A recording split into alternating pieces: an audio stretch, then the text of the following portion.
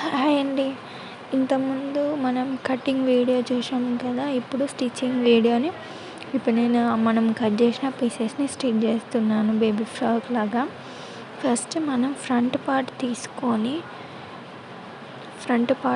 మనం ఏదైతే front part cut చేసామో దానికి మళ్ళీ బ్యాక్ పార్ట్ ఆపోజిట్ సైడ్, అంటే ఫ్రంట్ పార్ట్ మిషన్కి ఒరిజినల్ సైడ్ ఉంటే ఫ్రంట్ సైడ్ ఉంటే బ్యాక్ పార్ట్ అన్నది బ్యాక్ సైడ్ ఉండాలి. అంటే రెండు ఫేసెస్ ఆపోజిట్గా ఉండాలి. ఎందుకంటే మనం స్టిచ్ చేసిన తర్వాత దాన్ని రివర్స్ అంటే మనకి ఒరిజినల్ వస్తుంది. అంటే డిజైన్ ఉన్న సైడ్ పైనకి వస్తుంది, డిజైన్ లేని సైడ్ అనేది లోపలికి వెళ్ళిపోతాయి. సో మనం దాన్ని చూసుకొని నీట్గా స్టిచ్ చేయాలండి. ఫస్ట్ అయితే నేను ఇక్కడ షోల్డర్ పైన స్టిచ్ చేస్తున్నాను. మీరు కూడా అలాగే నీట్గా రెండు ఈక్వల్గా పెట్టుకొని స్టిచ్ చేయండి.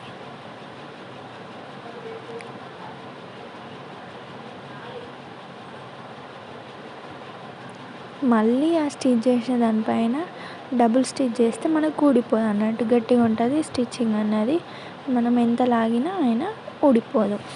అండ్ ఇక్కడ మనం రఫ్ వేయాల్సిన అవసరం లేదండి, ఎందుకంటే మనం మళ్ళీ నెక్ స్టిచ్ చేస్తాం కదా, అండ్ మళ్ళీ హ్యాండ్స్ కూడా స్టిచ్ చేస్తాం కాబట్టి రఫ్ చేయాల్సిన అవసరం లేదు. ఇక్కడ నెక్ అనేది మనం నెక్ కట్ చేసినాం కదా, దాన్ని డబుల్ ఫోల్డ్ చేసుకుంటూ ఇలా స్టిచ్ చేయాలి మొత్తం front side and back side. చూసారా, నేను నీట్గా డబుల్ ఫోల్డ్ చేస్తూ స్టిచ్ చేస్తున్నాను. సో మీరు కూడా అలానే డబుల్ ఫోల్డ్ చేసి స్టిచ్ చేయాలి. ఇప్పుడు హ్యాండ్స్ కూడా సేమ్ అలానే డబుల్ ఫోల్డ్ చేసి స్టిచ్ చేయాలి టూ సైడ్స్.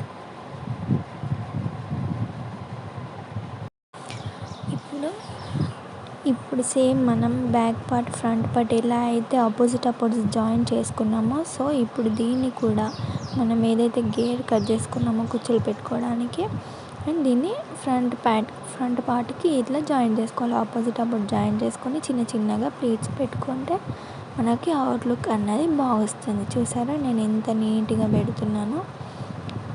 మనం ఎంత నీట్గా స్టిచ్ చేస్తే అంత నీట్గా అవుట్లుక్ వస్తుందండి.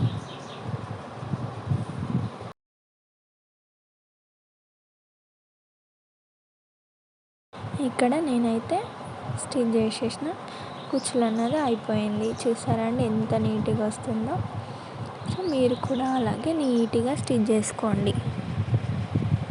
సేమ్ ఇప్పుడు దానిపైనుండే డబుల్ స్టిచ్ చేసామనుకోండి, మనకి ఊడిపోకుండా గట్టిగా ఉంటుంది.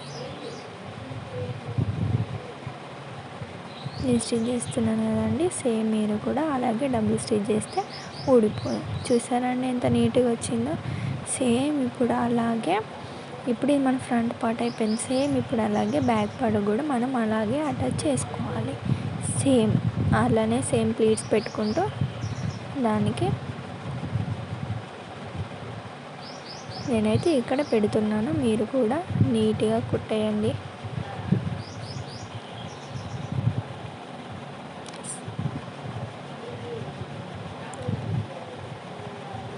ఇప్పుడు ఏదైతే గేర్ ఉందో దాని కింది పార్ట్ అనేది సేమ్ మనం ఎలా అయితే నెక్ హ్యాండ్స్ అని డబుల్ ఫోల్డ్ చేసి స్టిచ్ చేసామో కిందికి కూడా అలాగే స్టిచ్ చేయండి. డబుల్ ఫోల్డ్ చేస్తూ మొత్తం ఫ్రంట్ సైడ్ బ్యాక్ సైడ్ అన్నది స్టిచ్ చేయండి.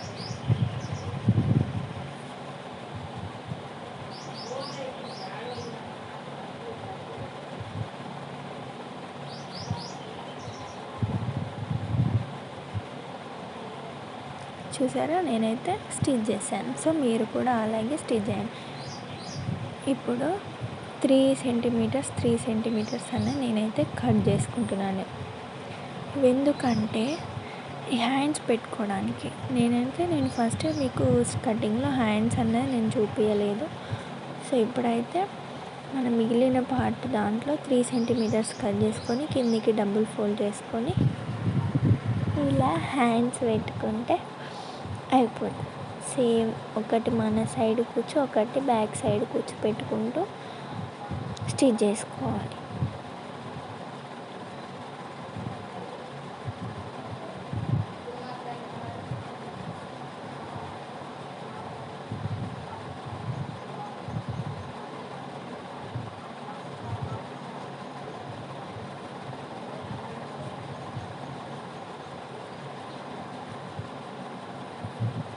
చూసారా ఎంత నీట్గా వచ్చినాయి ప్లీట్స్ పెట్టుకుంటే. సో ఇలా మనం స్టిచ్ చేయడం వల్ల హ్యాండ్స్ అన్నది లేస్తాయి, ఇలా నిలబడతాయి. సో మనకి చూడడానికి కూడా బాగుంటుంది. సేమ్ అలాగే ఇంకొక హ్యాండ్ కూడా సేమ్ 3 సెంటీమీటర్స్ కట్ చేసుకుంటూ అలానే డబుల్ ఫోల్డ్ చేసి స్టిచ్ చేయండి.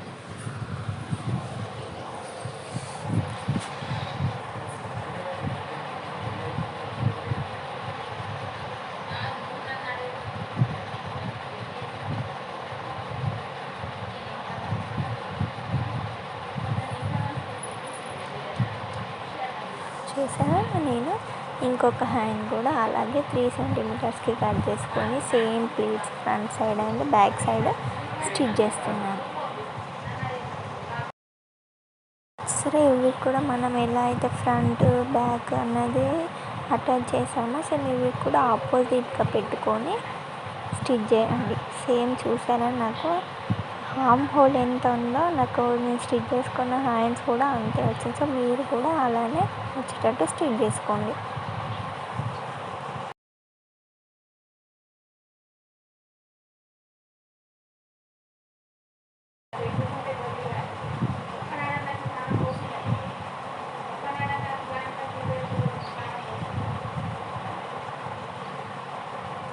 సేమ్ అలాగే ఇప్పుడు లెఫ్ట్ హ్యాండ్ కూడా అలానే అటాచ్ చేసుకోండి. సేమ్ మళ్ళీ డబుల్ స్టిచ్ చేస్తూ ఆపోజిట్ పెట్టుకుంటూ స్టిచ్ చేస్తూ ఉండాలి మనం.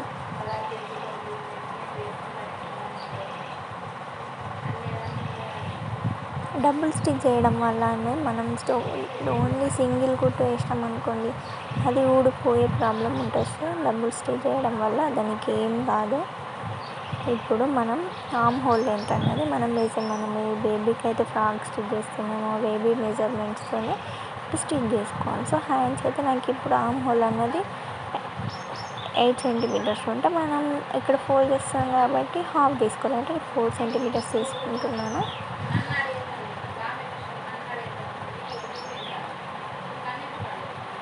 అలానే మనం ఏదైతే మెజర్మెంట్స్ తీసుకున్నామో అదే విధంగా స్టిచ్ చేస్తూ ఉండాలి. ఇప్పుడు నేను ఇక్కడ అయితే డోరీస్ పెట్టడం మర్చిపోయాను, దానికోసం నేను స్టిచ్ చేస్తున్నాను. మనం ఏదైతే మిగిలిన పార్ట్ ఏదైతే ఉందో దాన్ని తీసుకొని ఇలా నేను స్టిచ్ చేస్తున్నట్టుగా ఓన్లీ ఇట్లా 1 ఫోల్డ్ చేసేసి స్టిచ్ చేయండి మొత్తం ఎండ్ వరకు. ఎందుకంటే నేను డోరీస్ పెట్టడం అనేది ఫస్ట్ మర్చిపోయాను, అందుకే హాఫ్ స్టిచ్ చేసి నేను మీకు చూపిస్తాను. ఇప్పుడు దీన్ని మనం రివర్స్ తీసుకోవాలంటే ఎంతో పెద్ద కష్టం కాదండి. సేఫ్టీ పిన్ తీసుకొని దానికి 1 సైడ్ కుచ్చేసి ఇలా రివర్స్ తీసుకోవడం ఈజీగా వచ్చేస్తుంది. 1 మినిట్లో పని ఇది. దాన్ని ఈక్వల్గా చేసుకొని ఇప్పుడు మనం వేస్ట్ సైజ్ అన్నది మనం తీసుకుంటాం కదా, అక్కడ దాన్ని పెట్టుకొని అక్కడ ఒక రఫ్ వేసుకుంటే సరిపోతుందండి. సో నేను మళ్ళీ మీరు ముందుకు వేస్తున్నాను. సో ఇప్పుడు ఏదైతే డోరీ ఉందో అక్కడ రఫ్ వేసుకుంటే అయిపోతుంది. సేమ్ ఇక్కడ మళ్ళీ కిందికి కూడా మనకి ఎక్కువగా దీనికి మెజర్మెంట్ అవసరం లేదు. సో అండ్ లాస్ట్కి చిన్న కుట్టేసుకుంటే అయిపోతుంది. చూసారండి ఎంత ఈజీగా అయిపోయింది. మనం ఎందుకండి పాడైపోయింది అని అది పాడైపోవడం, మనకి వేసుకోబుద్ధి కాలేదు అన్న టాప్ని ఇలా కూడా మనం స్టిచ్ చేసుకొని ఎవరికైనా స్టిచ్ చేయొచ్చు. ఇదే కాదండి, ఇంకా ముందు నేను మళ్ళీ టాప్ ఏదైనా రీసైకిల్ చేసే విధంగా నేను మీకు డైలీ పోస్ట్ చేస్తాను. సో మీరు కూడా చూసుకోండి.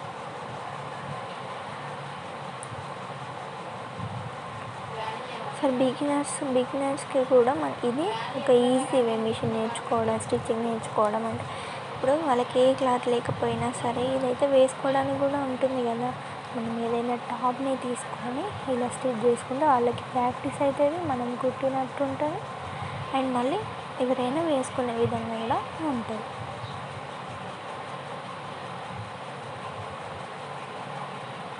వన్ అవర్లో కంప్లీట్ అయ్యే వర్క్ అండి.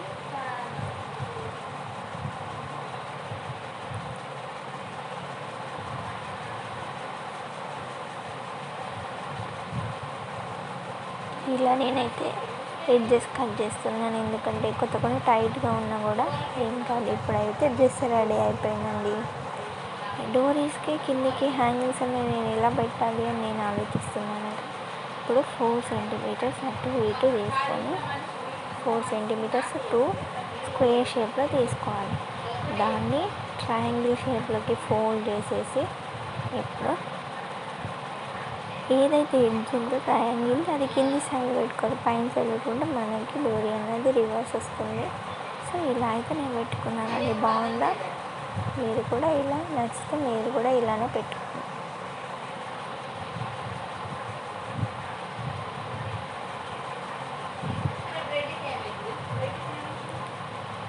అండ్ మీకు ఎటువంటి అప్డేట్స్ కావాలన్నా కూడా మీరు కామెంట్ చేయండి. నేను ఏదైనా నేను మీకు పోస్ట్ చేస్తానండి. ఆన్ ది స్పాట్లో తొందరగానే నేను పోస్ట్ చేస్తాను. మీకు కావాల్సిన మెహందీ అయినా స్టిచ్చింగ్ అయినా స్టడీ పర్పస్లో కూడా నేను మీకు పోస్ట్ చేస్తానండి.